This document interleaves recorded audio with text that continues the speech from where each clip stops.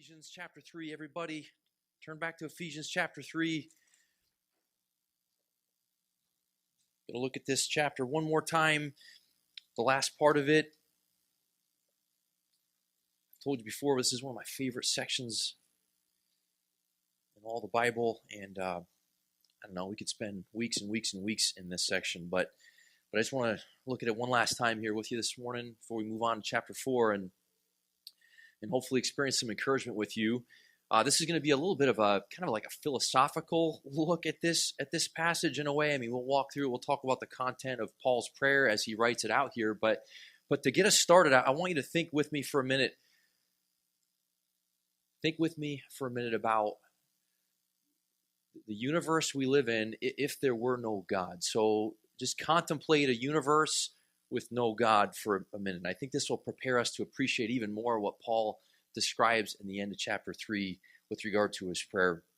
And to help us do that, to help us think about how empty the universe would be, how empty and dark and cold our lives would be without God, I want to read this quote to you from an article that was in the New York Times years ago, written by an atheist grappling with what the heck the meaning of life is, and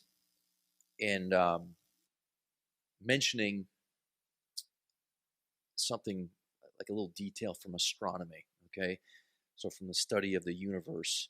This is what he said. Listen to what he said. When the Hubble Space Telescope pointed to a black spot in the sky about the size of an eraser head for a week, it found 30,000 galaxies with many trillions of stars and many, many more trillions of inferred planets. So, and then he asks this question, so how insignificant are you? You are not a snowflake. You are not unique. You are not special. You are just another piece of decaying matter on the compost pile of this world. Nothing of who you are and what you will do in the short time you are here will matter. Everything short of that realization is only vanity. And then he went on to make this logical leap. So, celebrate life in every moment, admire its wonders, and love without reservation. It's like, what? Yeah, it's the needle going off the record, right? But ignore the last part just for a second. We'll talk more about that later. But ignore that for a second and just try to think about a universe with no God. So the vast, expansive universe, I think scientists have even given up trying to measure it. Last measurement given was somewhere in the billions of light years across, and 1 light year is trillions and trillions of miles. So billions and billions times trillions and trillions. I mean, it's like you can't even fathom it, just how big the universe is. And it has these countless galaxies and then inferred planets and stars. And it just goes on and on and on. And no one and nothing responsible for it. No one and nothing behind it all. I mean, just ponder that for a second. And then let's zoom in, okay? Let's zoom in to Earth, where there are at this point close to 8 billion people living in this world. A bunch of little creatures running around. And we're all trying to survive, right? And it's been an interesting year. Interesting/awful. And so normal life, we have disease and death and conflict and natural disasters and other things to contend with. In 2020, we have a pandemic and we have anarchy and rioting. I think someone just said rioting and burning cities and, global catastrophe happening in a variety of different ways. Still could be a lot worse, but it's pretty bad. And if there's no God, there really isn't any conceivable or reasonable meaning, and there's no help, and there's no hope. We just are left to do the best we can, and it turns out the best we can do is just not all that good. Consider 2020. Gosh, crazy year. My younger brother, the comedian brother, bought a t-shirt that just says 2019 on it. Turns out 2019 was a pretty cool year. We didn't even realize how good we had it. So know God. And I mean, do you feel, even just for a few minutes contemplating that, do you feel the emptiness of that? Hollowness of that? Hopelessness of that? So now against that backdrop, just listen to the prayer of Paul. Thousands of years ago, Paul, who believed in, who knew that there was a personal God behind it all. And rather than just this vacuous, hollow emptiness, that he describes fullness. He highlights God's strength and God's love and God's fullness. So read with me again, Ephesians 3, verses 14 to the end of the chapter. For this reason I bow my knees before the Father, from whom every family in heaven and on earth derives its name, that he would grant you, according to the riches of his glory, to be strengthened with power through his Spirit in the inner man, so that Christ may dwell in your hearts through faith, and that you, being rooted and grounded in love, may be able to comprehend with all the saints what is the breadth and length and height and depth, and to know the love of Christ which surpasses knowledge, that you may be filled up to all the fullness of God. Now to him who is able to do far more abundantly beyond all that we ask or think, according to the power that works within us, to him be glory in the church and in Christ Jesus to all generations, forever and ever. Amen. It's just good to read that.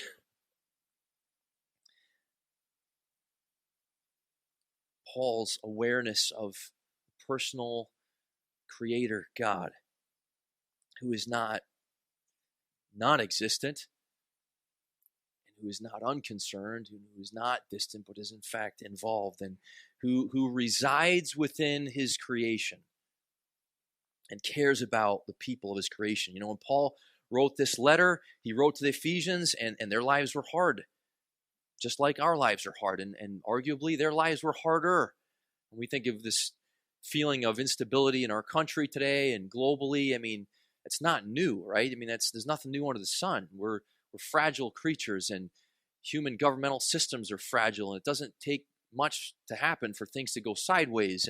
And Paul is writing to the Ephesians who were troubled, and not only were they troubled just living in a fallen, broken world, but they're troubled because they heard Paul, their great leader, the one who had given the gospel to them, was imprisoned, and everything seemed to be going badly for him. And so they were disturbed, they were distressed, and Paul is sharing with them his prayer for them. And in the beginning, he's just saying like, hey, look, I want you to have God's strength because I know you're struggling. And again, it's so relevant for us today. We need God's strength. And then he talks about God's love, and we're going to park there some more this morning. But then in the end, just to highlight again, he ends with this idea of fullness, the idea of God's fulfillment for his people, which is so amazing and so needed.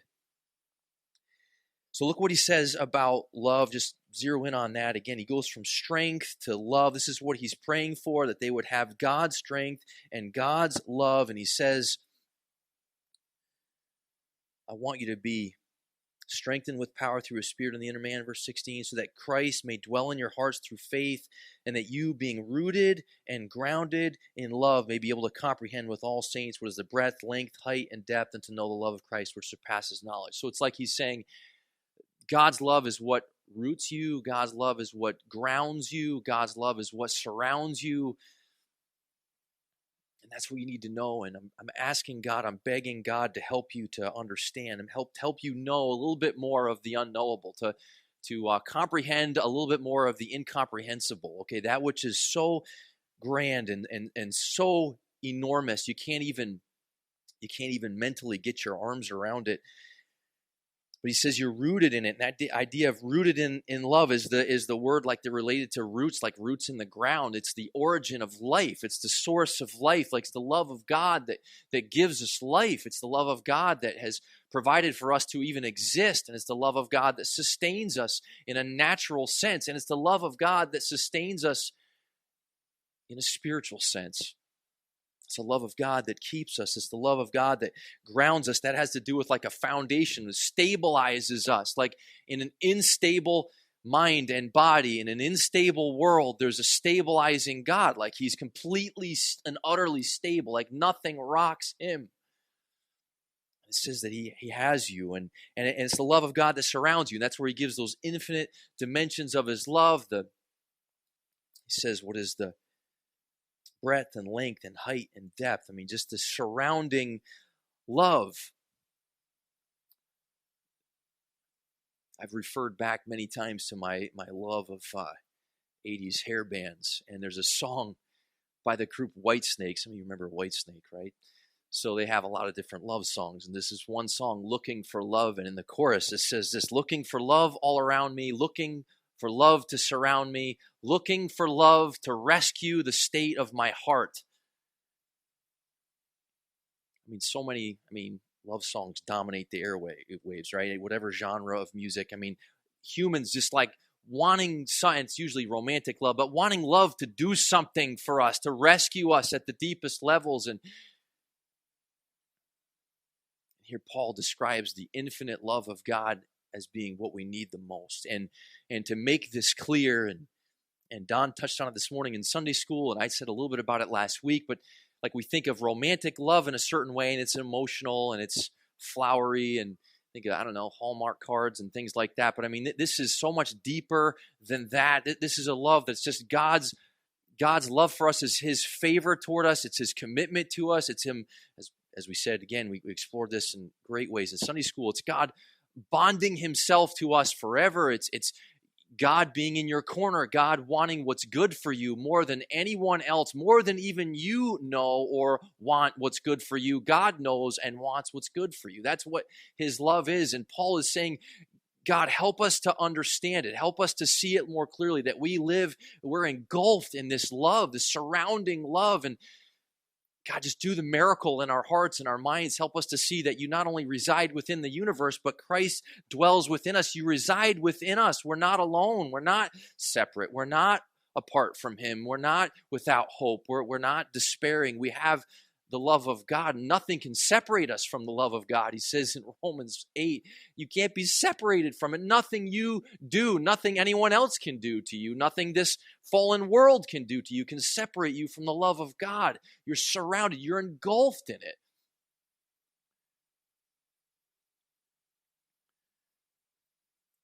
So we were talking about this in men's meeting, and Ryan brought up and then later showed me this clip of an old TV show called Monk, and I've never watched the show, and because Ryan recommended it, I probably never will watch it. He has this personal anger toward me that you can ask him about at some point. This is the time he needs to be here for this. Anyway, he might need to help me talk through this illustration because he remembers it better than me. This is perfect illustration though in the show, or at least perfect to me and to Ryan, where Monk, who's this kind of OCD detective guy, right? Here he is. He's in the bathroom. We need you. He's this quirky OCD sort of neurotic guy, and he works with all these other police officers and detectives, and they want to throw him a surprise birthday party, but he's not into birthday parties, and he doesn't want to be surprised. Well, they come up with, he's always like figuring out and thwarting their plan to throw him a surprise birthday party. So they come up with this really, really elaborate scheme to pull this off, and they make him think that he's running from people who are trying to like capture him and trying to kill him. And so he's running, and he ends up hiding in this dumpster, okay? And unbeknownst to him, there are people outside who are his friends, and this one guy takes the dumpster, it's on wheels, and he pushes it over, and now he's inside the dumpster, and he's freaking out, right? Because he thinks, this is the end. I'm toast. I'm dead. And they're pushing him, and they push him into this room, and in the room are all these people. It says, happy birthday, it's a big sign, and they're all there ready to surprise him, and he is in the dumpster terrified because he doesn't know, he doesn't have perspective, he doesn't see what's going on around him. Around him is he's surrounded by affirmation and support and love, and he has no idea. And so finally they say, get out, come out with your hands up. And, he's freaking out, and he comes out like this, and then he looks, and they're all like, surprise. And yeah, he probably about near had a heart attack by the surprise that they were able to pull off. And it's this good picture of like where we so often are, is we're sort of stuck in the messy, ugly, or dark parts of life, or feel this sense of emptiness. At least I do at times, and I'm guessing you probably do too sometimes when you're confronted with the harder parts of life. And the reality is we're surrounded by this love that's way better than just a little birthday party from some finite human creatures. The infinite God loves you and he has you surrounded, and that's amazing. And you talk about security and stability and safety, and man, that's what God says is true, and it's true for me, and it's true for you, and it's true for your kids, and it's true for your grandkids. And How valuable is that? One of the hardest parts of what's going on, and hopefully things will go back to normal, whatever normal is in this world. Hopefully it goes back to normal. But I mean, most of us who are parents or grandparents, and we're concerned about the younger generation, right? I'm concerned about my girls, and there's a God above all who is over all and in all and who loves my kids more than I do. And that's encouraging. And at times we're aware of it, and lots of times we're not. We're like monks sitting in the dumpster, not seeing what reality is. But that's reality. And Paul says, God, open their eyes to see. Help them to know. Help them to get a little bit more of what it is to be loved by you. And that's what he says. It's like this idea of strength and love and fullness. They all go together. And he says, this is what you need to keep moving forward in life, to keep pressing on, pressing forward through the ups and downs, through the easy breaks and the hard knocks, through the benefits and the deficits, and particularly through the deficits of love, which we are constantly experiencing in our personal lives, and which we're constantly acquainted with when we look at the news and we see what's going on in our communities and around the world, just the fighting that is nonstop, and it's like all on this relational level, and it matters to us because we're relational beings. I've over the years quoted, and Don has quoted in Sunday school, a gazillion different articles where psychologists and psychiatrists and all these sociologists, over and over keep saying, hey, we are like wired for relationships. And I just stumbled across another one. I'm reading a book called The Social Animal, and it says this: your unconscious mind, that inner extrovert, wants you to reach outward and connect. It wants you to achieve communion with work and friends and family and nation and cause. Your unconscious wants to entangle you in the thick web of relations that are the essence of human flourishing. It longs and it pushes for love. Of all the blessings that come with being alive, love is the most awesome gift. It's like we can't escape this. And so one of the reasons that we're troubled was because profoundly we feel the sense of deficit, like the opposite of it. That's what hurts the most in our relationships with our family members, our marriages. Like when things are not going well relationally, like it hurts and it's destructive and it's difficult. And then you think of just more of a grand scheme, like so the microcosm, the macrocosm of the world we're living in, and the constant conflict and the warfare. That's just basically the story of human history, right? And it's troublesome because somewhere in there we're like, yeah, but we were made for better than this. We're made for relationships, and we need love. And Paul is here saying, where the love comes from? It comes from God. God is the source of love. God is love.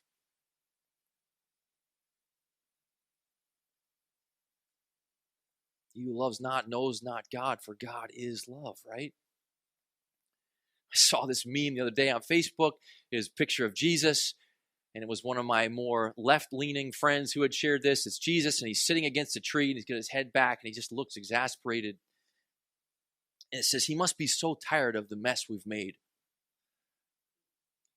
I thought, well, in one sense, I'm sure God is grieved when he sees what happens and all this turmoil. I'm sure he's grieved by it, but the reality is, who's really tired? We're tired, right? We're the ones that are exhausted. As I said earlier, like God is completely rock solid, stable, unmoved, unshakable, up to good, will not be thwarted. And he has it all in his hands, in his sovereign grip. And beyond, we think about the vast scope of the universe, right? Beyond that universe is not nothing and nobody. It's something, it's someone, it's God. One from whom, through whom, to whom are all things, and to him belongs glory forever, right? He made all things, and in him all things hold together. God exists, and God created, and God inhabits his created order. And not only that, but he dwells within us through his Spirit, that Christ is with us. And we are with him, and there's union there that's unbreakable. invincible. Not because of anything in us, but because of everything in God, because of his infinite resources. And he has us. And that's powerful, and that's hopeful, and that's encouraging, and we need it. And God says, that's why I'm revealing myself to you through the writing of a guy thousands of years ago who also struggled, who was small. Remember, he said earlier in chapter 3, the least of all saints, like Paul understood how small he was. But he had a big God, and we do too. And love is meaningful, and love is hopeful, and it is because of who God is, and he has us. So you remember where we began with that quote from the atheist, just struggling with the concept of a universe with no God and no meaning, and what that means for creatures, which is that basically worthless, just decaying, decomposing little pieces of matter in motion, and that's it. And so by contrast, let me end with this quote, which I found in a book about the love of God and God's relentless love for his people, for us. It says, the biblical story lifts up before us a vision of God as our lover. The gospel reveals that as we look out into the universe, ultimate reality is not cold, dark, blank space. Ultimate reality is a story of romance. There's a God above with love in his eyes for us and infinite joy to offer us, and he has set himself upon winning our hearts for himself alone. The gospel tells the story of God's pursuing, faithful, wounded, angry, yet overruling, transforming, triumphant love. There's a God who created all things, who created you, who created me, who made us the unique people we are, who sees us in the mix of both the good that he made in terms of the design that he had for us, and also the evil, the depravity, the rebellion, and the rejection of him, and going our own way. And he sees all of it very clearly, way more clearly than we do. When Christ came thousands of years ago, he came into the world to say that I'm coming for you. I'm coming to be, talked about it earlier, to be Emmanuel, God with us. I'm coming to show you that I'm for you, that I'm never going to leave you or forsake you. No matter what you do, no matter what mess you get yourself into, I'm still for you. I forgive you. I'm going to reconcile you to myself, and you're never going to be able to escape, and that's the best place to be, and that's not bondage at all. That's complete and utter freedom. That's true freedom. And that's the good news. Greatest message ever uttered on this planet.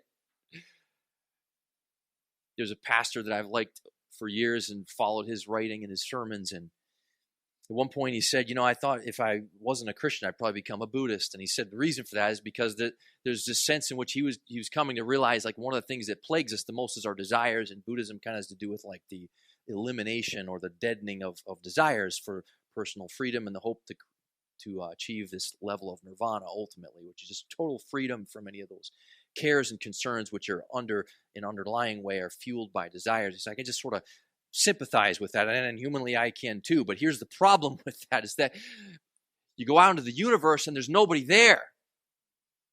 There's nobody and there's nothing. And it's impersonal, and you're still alone.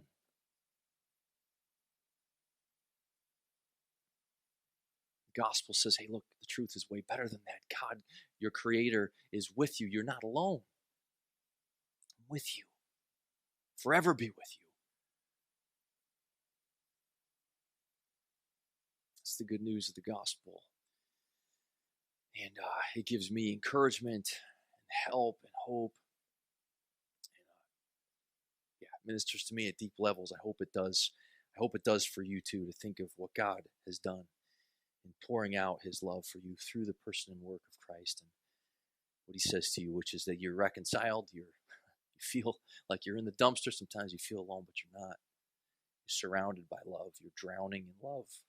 And when we get to the other side, whenever that happens, whether natural causes take us or something else takes us, when we get to the other side, we'll finally see. Faith will become sight. We'll see God for who he is, and we'll know that hey, it's all okay. It's all okay forever. All right, let's pray. God, thank you for this time to look at Ephesians 3 again and just to scrape the surface of what is there, what through Paul you've recorded for us to consider, be encouraged by. Thank you for the time we've had to hear the good news of who you are. Oh, we like sheep have gone astray. We've turned each one to our own way, thinking that we know better, thinking that we are better at governing our lives than you are, thinking that, I don't know, just to even think that somehow a universe without you is appealing to us on any level is it's confounding. But naturally speaking, that's where we go. Yet you relentlessly pursue us, you come for us, and you speak to us words of truth, words of life, words of love, words of hope, words of strength, words of fullness. You offer to fill us up in the fullness of all that you are, which we don't deserve, but because of Christ, which we have. So we thank you for that. Thank you for everyone here this morning. Pray that whatever's going on in their lives, what they're experiencing, that you would minister the good news to them in ways they need. In Jesus' name.